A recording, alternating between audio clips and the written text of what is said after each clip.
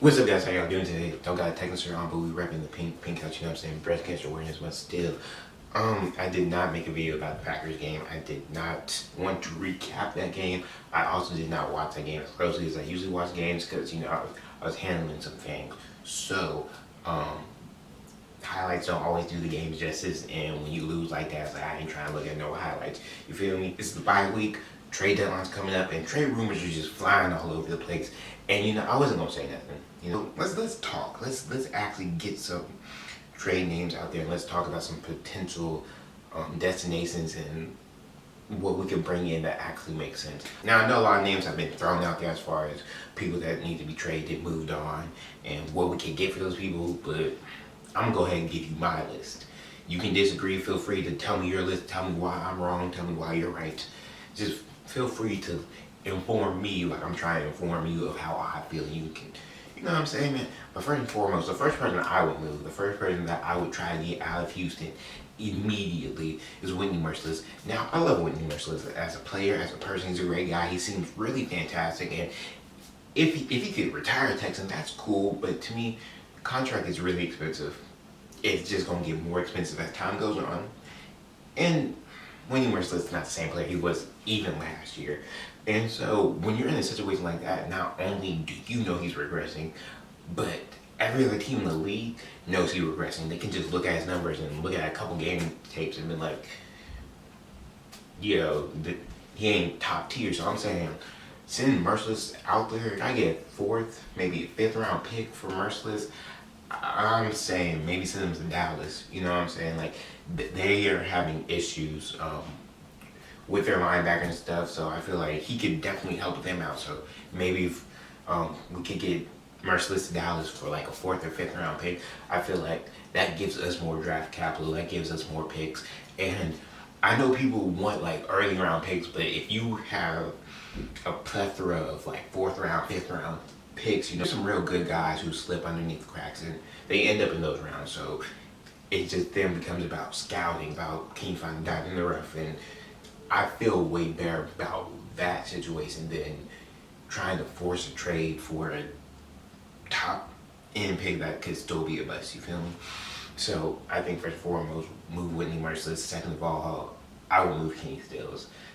Because it's a contract year, we gotta think about paying Kenny. Not that Kenny is a terrible receiver, and not that he's not been productive. It just, I think for where we're going and where he's going, we just need to move on. I heard maybe the Packers, that's something I've heard. I see that's realistic. Send him to the Packers. If the Packers are willing to give up a second for Kenny Stills, that's great. But if not, maybe a third, fourth round pick again, you know what I'm saying? And just, to me, if you can't get up in the draft, if you can't get first, second round pick, have as many middle round picks as you want. Maybe somebody wants to move back in the draft because their guy isn't there. And you have a guy in their position, so maybe you say, hey, what if I give you all these thirds and fourths and you're sitting in your second round pick, you don't like that pick, well, let's just do this trade so you can go get your guy, and you know what I'm saying, you're not reaching for a guy just because you want to use your second round pick, you know what I'm saying? So Whitney Merciless, King Stills, those are the obvious people to me. I feel like you move them, that gives you some wiggle room, that clears up cap, that gives you some more money in free agency, gives you a little more draft capital. So those are the only two obvious people to me. A little more of the risky side, a little more takes convincing for me to move on for is Will Fuller. I just saw a tweet that the Packers are interested in Will Fuller. If you're asking for Will Fuller, I'm asking for it first. Because I feel like what he's given to the team, what he brings to the team, the speed and his big playability on the other side of Brandon Cooks, and his speed and his big playability worked perfectly for this offense. And Will Fuller is just custom made for this Texans offense. So if you're taking him from me, I need first, respectfully. You know what I'm saying, man? And it's like, I understand he's also in a contract year, and not having to pay Will Fuller would be huge as far as clearing up cap. But then, if I'm not getting first, I'm not replacing Will Fuller. You know what I'm saying? Or for me, it's a first, maybe a second round pick or something, it's a little. I'm gonna need a little something more. I'm not just finna just give Will Fuller for a third round pick or something. You know what I'm saying? You're not gonna lowball me on Will Fuller because I've seen what he can do in his offense, and he's been healthy, and he's been balling out. He's been doing good, and I personally would not move on from Will Fuller. If I'm moving on from anybody on receiver, I would move on from Brandon Cooks before his money starts kicking in because his money's going to be expensive as well. And then, actually, I understand the logic behind moving on from Will Fuller because Brandon Cooks, when his money starts kicking in, and when you think about the fact we're about to pay Will Fuller, his money's going to be up there. We can't pay him both. But for me personally, I would just keep Will Fuller. That's just me. But like I said, I don't run the team. I don't know what's going to happen. They might make a trade while I'm making this video, or after I post this video, they might make a trade. But me personally, if we're moving Will Fuller, first of all, move him out of the AFC, NFC only. You know what I'm saying? First round pick is what I want. You can talk me into a second round pick, but I want a first round pick. It's the impossible that breaks my heart. On the level of a DeAndre Hopkins type trade for me is moving on from JJ Watt. Yes, I understand JJ Watt is 32 years old. Yes, I understand he's a lot of money. He's going to need to be paid soon. But we've never had a legend. We've never had somebody who was great as a Texan, somebody who did so much for the organization and the city of Houston retire as a Texan. I understand that JJ deserves a ring. I'm first in line in the JJ deserves a ring line. You know what I'm saying? That's me. I'm all for that. But that's not what JJ's asking for. That's what the fans are saying for JJ. But JJ has already said, he already put out there, my goal is to win a Super Bowl and bring a championship to the city of Houston. To the city of Houston. Not, he didn't say the city of Green Bay or wherever. You know what I'm saying? He didn't say nowhere else. He said the city of Houston. So I don't like this excuse that people are throwing out there that, oh, he deserves a ring, so we're going to send him to a contender.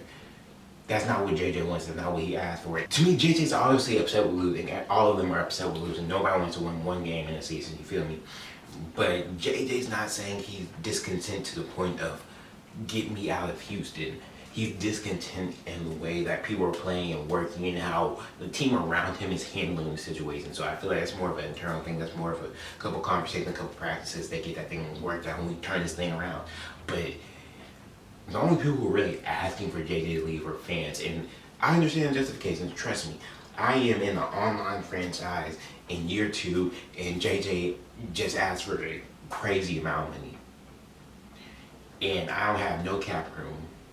And I thought about it for a second, said I could trade JJ and then just gamble in the draft because I know somebody, especially in Madden, you can get a first, second round pick for JJ in Madden. Now in real life, I don't know how many teams are really gonna just throw out a first round pick for a 32-year-old who has a history of being injured, and they might even be reluctant with that second round pick. I mean, if they feel like they're a Super Bowl team, they feel like JJ is a piece that's gonna get them to the Super Bowl, then hey, they might do it. Like I said, a team that comes to mind is the New Orleans Saints, because again, NFC, get him out of the AFC. If we got to trade JJ Watt, get him out of the AFC.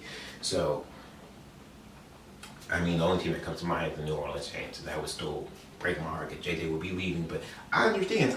Look, I said that situation in my own franchise, and I said, you know what? I'm a be emotional. And I understand it's an emotional move, but I'm gonna keep JJ. I'm gonna pay this money, and whatever happens, happens. You know, you feel me? So that's just how I feel about the whole JJ Watt stuff.